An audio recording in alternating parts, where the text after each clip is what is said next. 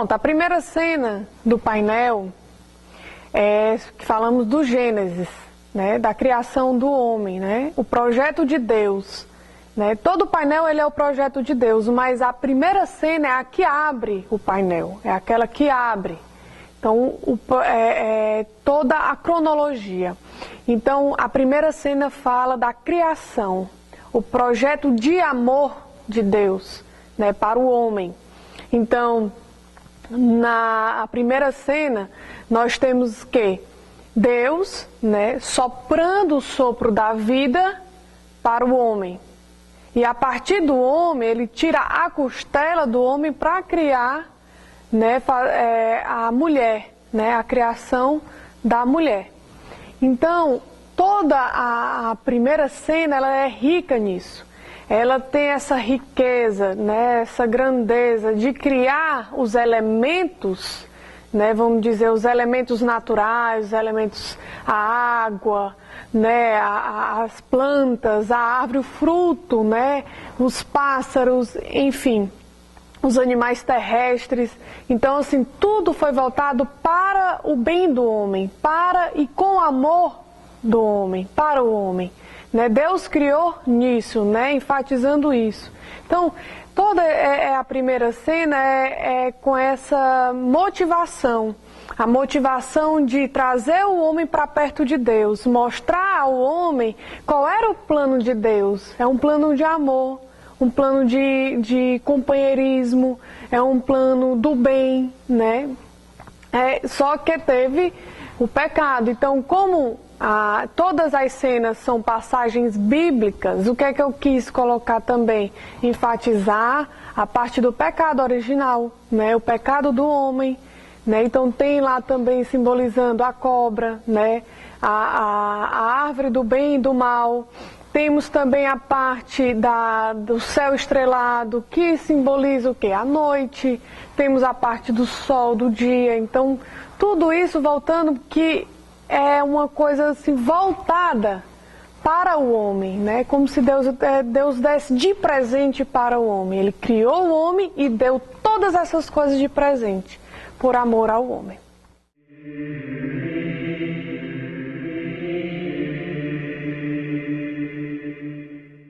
Na segunda cena nós temos o quê? O dilúvio, né? A cena de Noé, né? Esse conto, essa historinha, que é muito significativa até para as crianças, isso é bacana, né? Então, para mostrar do porquê do dilúvio, né? Deus também, novamente, querendo selar uma aliança que foi rompida na primeira cena pelo pecado original. Então, na segunda cena, Deus quer renovar essa aliança novamente, tentando tirar toda a maldade do mundo, né? Fazendo ter o dilúvio.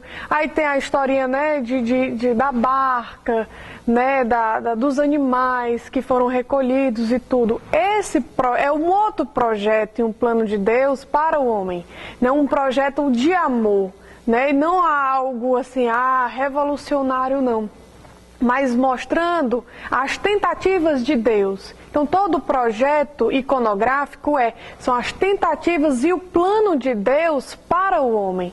Então aí também tem a parte da pomba que vem trazendo, né, aquele raminho no bico, né, trazendo a vida, simbolizando que ele está trazendo a vida, que gera a esperança, que gera também a parte de que esperar em Deus vale a pena, porque Deus ele nunca falha com o homem.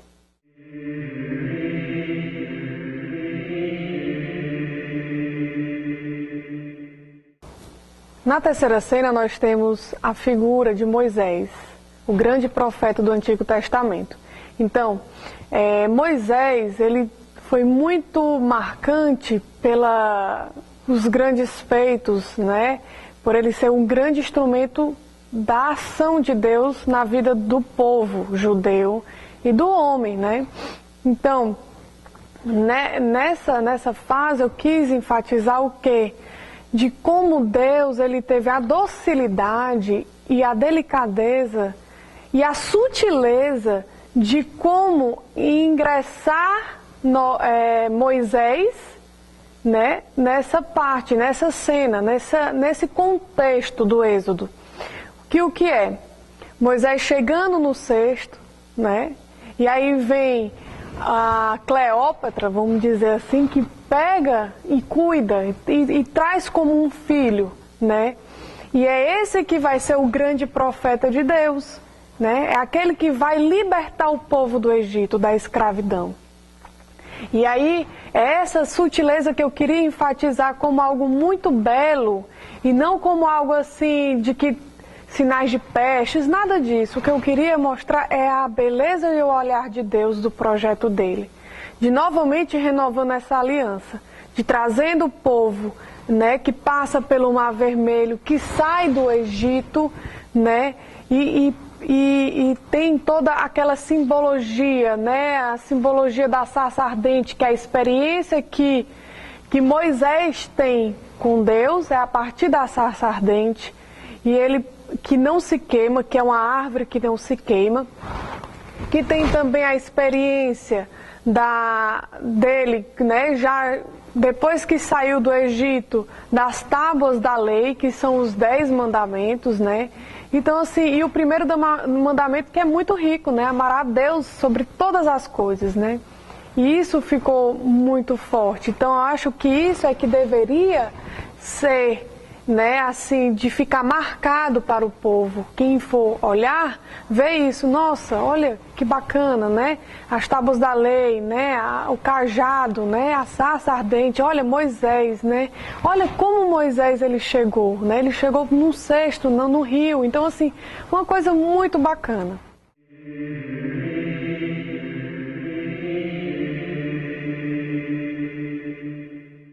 E falando também do Antigo Testamento, né, nessa parte bíblica, nós temos a figura do rei Davi. O rei Davi foi ele teve um marco, né, de quê? De fazer os salmos, né? Que os salmos, mesmo você sendo católico, ou você sendo evangélico, ou você sendo ortodoxo, ou qual a sua religião, não interessa, os salmos ele está presente na vida do homem, né? Independente da sua etnia. Então, o que seria importante aí? Os salmos, qual é o salmo mais importante, assim, que vocês dizem, diga aí um salmo, o Senhor é meu pastor e nada me faltará. Então, eu digo assim, já que o Senhor é o nosso pastor, eu não poderia deixar de colocar a figura de Davi, fazendo ele como uma simbologia também da descendência de Davi, que Jesus ele veio da descendência de Davi. Então, logo em seguida, na mesma cena, aonde ele está tocando a harpa, se chega o quê? A anunciação.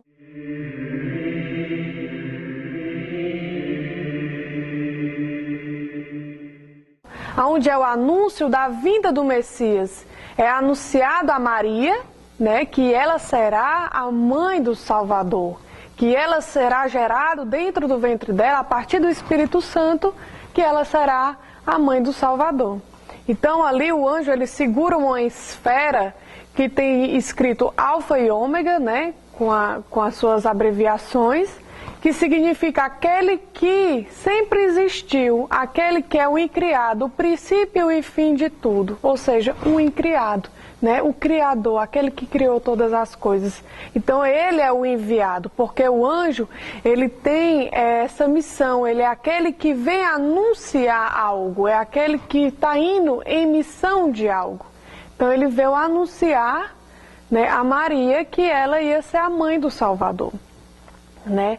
E ela aceita. Então, um dos sinais também de humildade de Maria, né? E também de aceitar e fazer a vontade do Pai, a vontade de Deus, né?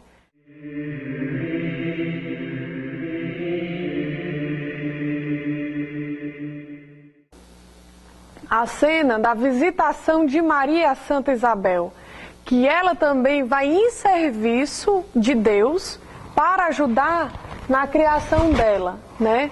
Então, assim, essa é uma das partes mais belas, né? Porque ela poderia dizer o quê? Ela poderia dizer, não, eu sou a mãe do Salvador. Para que eu vou ajudar alguém, né? Pelo contrário, ela se coloca como uma humilde serva do Senhor e vai ao encontro daquele que necessita também. É engraçado que eu tentei no desenho, na criação toda, fazer com que ela ficasse assim com os braços erguidos por uma questão de entrega e também porque nós temos aqui na recepção do hospital, né? Que Nossa Senhora ela tem uma imagem dela muito bonita, dos braços assim erguidos, que enfatiza isso, né? Essa entrega a Deus, essa que suplica a Deus, essa que diz eu sou a serva do Senhor. Então não queria, assim, me tocou muito aquela imagem e eu coloquei ela no painel.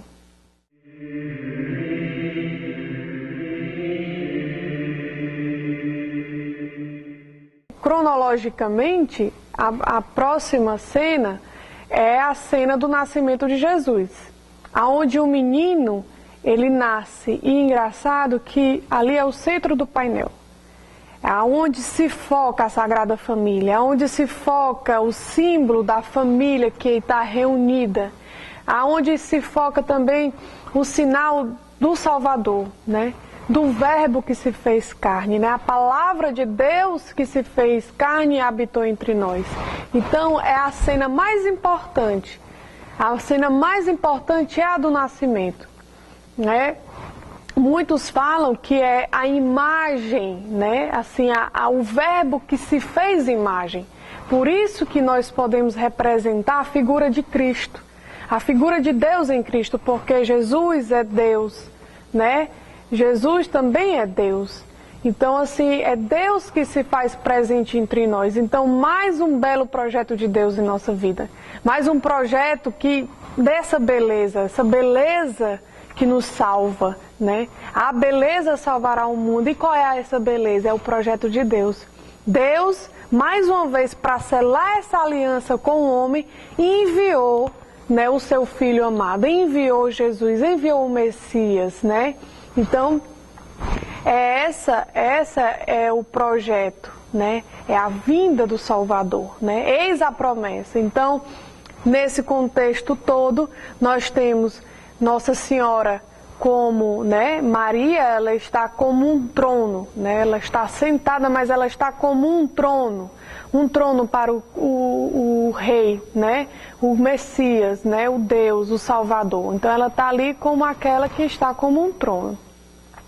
E o menino Jesus, ele está enfaixado com faixas de linho branco, que simboliza também o sepultamento dele, mas a vitória, que ele será vitorioso, né? na sua trajetória, né? Que aí também simboliza a parte do branco da ressurreição e da transfiguração.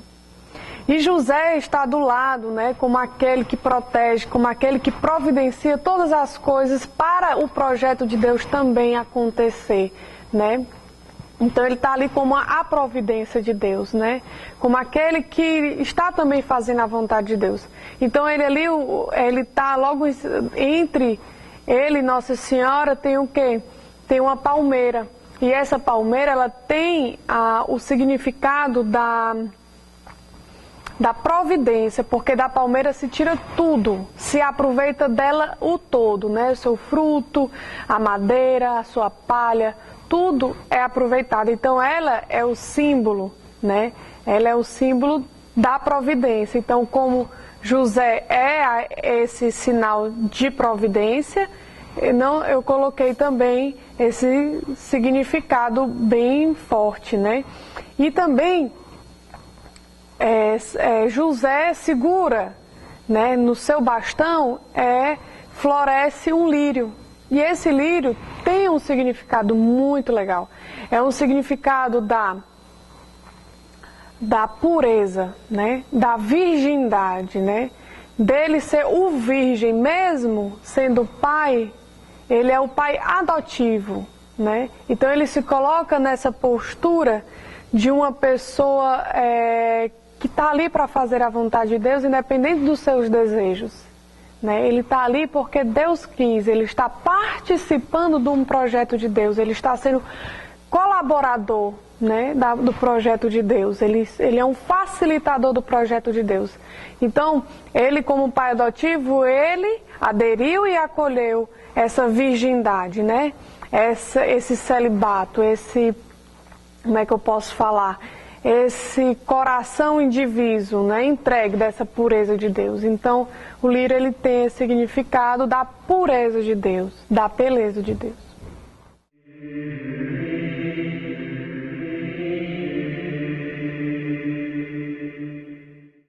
Na próxima cena, nós temos o batismo de Jesus. Jesus ali, ele se coloca como uma pessoa entregue, ele se coloca como um homem ali, né? Jesus, ele recebe o batismo, ali é o batismo de Jesus, mas Deus, ele não precisa de batismo, Jesus nunca precisou, mas ele se entrega como um sinal e exemplo para os outros, né? E ali onde João Batista fala, né? Eis o Cordeiro de Deus que tira o pecado do mundo, que tira o pecado do homem, né? Então, assim, é o Cordeiro de Deus, é aquele que tira o pecado, né? Então, quem disse aquele que tira o pecado do mundo precisa de batismo, de forma alguma, né? Mas ali é um sinal vivo, né? De entrega, que ele se entrega no projeto do Pai, né? Ele se entrega no projeto do Pai. Então, ali é uma forma também da água, simbolizando que toda a água que está no painel em volta é também para nos purificar, um sinal de purificação. Então toda a água que acontece no batismo é essa simbologia viva, né, que vem. Então nós temos também acima a pomba do Espírito Santo, onde que se derrama e cai, né, sobre a cabeça do Cristo, né, que paira, né, aquela pomba que simboliza essa ação de Deus, do Espírito Santo. É a forma que Deus tentou colocar ali, né, naquela cena, dizer assim, eu estou aqui, eis aí, este é o meu filho que vem tirar o pecado do mundo, ele é o meu filho predileto, eu o dei para vocês. Então, é uma forma muito concreta da voz de Deus na passagem bíblica, onde ele diz, eis esse cordeiro, este é o meu filho amado, aonde eu estou dando para vocês e selar essa aliança de novo.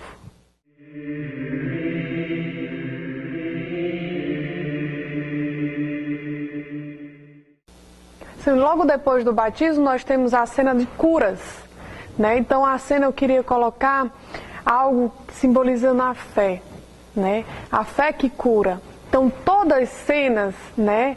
Todo o projeto que foi estudado, todas cenas de curas de Jesus, ele sempre dizia, vai porque a tua fé te salvou. E isso é estudo científico, né? Que a fé, ela realmente, ela cura, né? Então, como também nós temos um hospital aqui próximo, né? Pessoas vêm nos visitar por conta disso, que vem com seu sofrimento, com suas doenças, com as suas limitações, o que é que acontece? Eu disse, não, então eu preciso também alcançar essas pessoas. Essas pessoas precisam também saber que elas também estão no plano de Deus. Então esse projeto, esse plano, essa cena, ela quer alcançar essas pessoas por meio da fé. Então é uma forma simples, né? Muito mais que tem sua simbologia, seu significado muito pleno, né?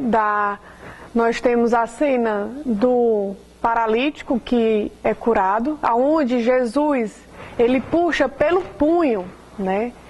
Pelo punho. Então, assim, essa expressão de segurar pelo punho e puxar significa o quê? De que ele não vai largar mais.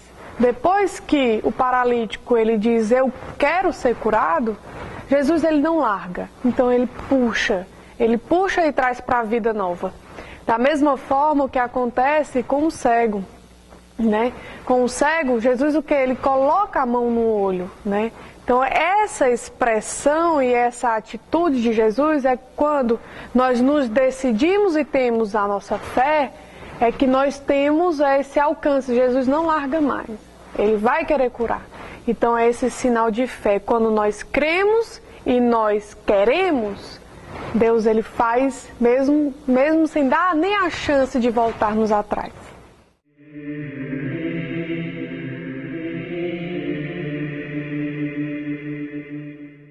Na próxima cena nós temos a figura do Cristo, o Cristo bom pastor, aonde ele se coloca ali para acolher aqueles que precisam. E aí vem a cena das crianças, as crianças que vêm ao encontro de Jesus e tentaram barrar as crianças. E o que Jesus disse? Vinde a minhas criancinhas, porque delas é o reino dos céus. Porque o coração puro, né, de criança é o reino, tem o reino dos céus, elas estão mais perto do reino dos céus. Então ali é o momento também de convidarmos a termos ali a figura do Senhor como o bom pastor e que nós somos essas eternas crianças e temos Ele como um pai, né? O Deus que nos acolhe como nós somos, o Deus que nos quer também como uma criança que se entrega ao Pai. Né? Esse coração de criança, esse coração que não tem malícia, esse coração que não tem toda essa maldade, né?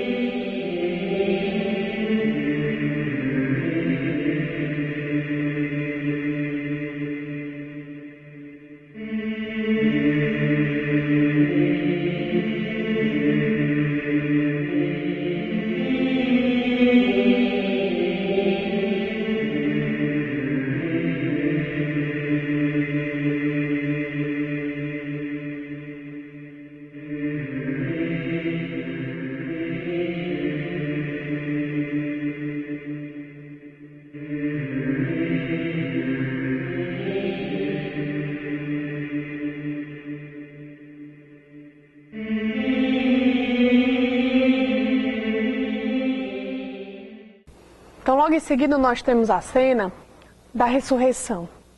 A ressurreição de Cristo é uma das cenas mais bonitas que tem. E nessa, nós temos vários tipos de exemplos de ressurreição, vários fatos bíblicos, de cenas bíblicas sobre a ressurreição, que comprova a ressurreição do Cristo. Então, a que eu quis colocar primeiro foi a primeira aparição de Jesus a alguém. E esse alguém foi Maria.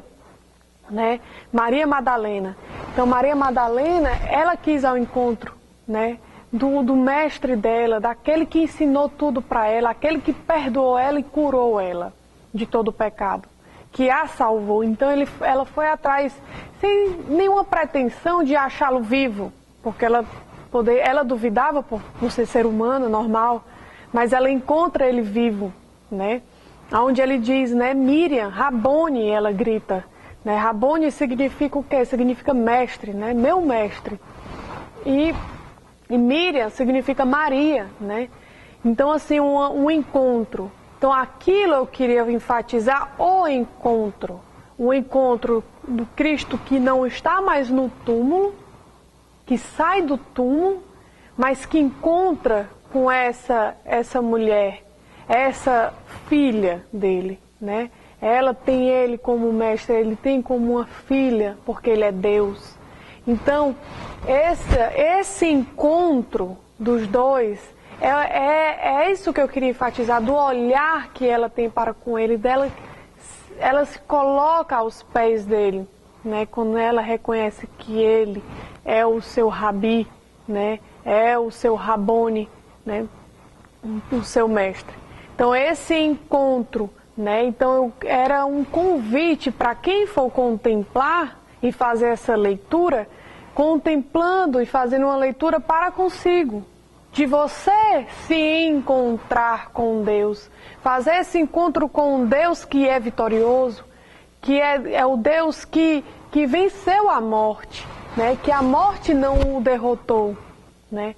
Então é esse encontro que salva, que cura. Então é um momento muito bonito. Interessante que esse encontro ele é contemplado em um jardim, onde por trás tem um túmulo, simbolizando que ele realmente venceu a morte, e todas as vestes do Cristo, do painel inteiro, é branco. Por quê? Porque simboliza essa vitória, né? Essa roupa que é iluminada, essa roupa que não tem mácula, que não tem uma impureza, mas sim é puro, é rico, né? Então, assim, é a veste de quem é vitorioso, né? É a veste que foi, como se fala, né? A veste do Cordeiro, né? Purificada pelo sangue do Cordeiro. Então, todo o painel, ele tem isso, ele é todo contemplado, ele é todo projetado dentro de um jardim. Porque todo o projeto, você vê que em Gênesis, na cena da criação, tem o quê? A cena de que se inicia no jardim, então ele vai terminar no jardim. Começa e termina no jardim. E que eu acho que todos deveriam ter essa experiência de estar nesse jardim, nesse paraíso, que é o paraíso do lugar perto de Deus.